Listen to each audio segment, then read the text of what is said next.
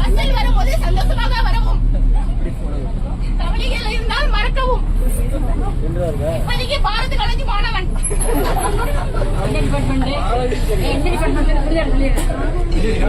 ஐயோ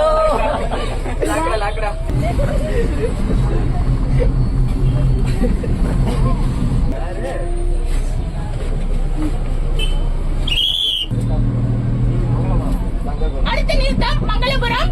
தயாராக இருக்கவும். டிங் டிங்.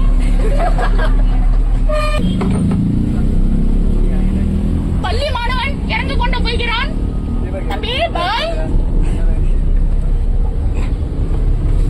படியில் நினைக்கிறத தம்பி, நல்லா படிடா.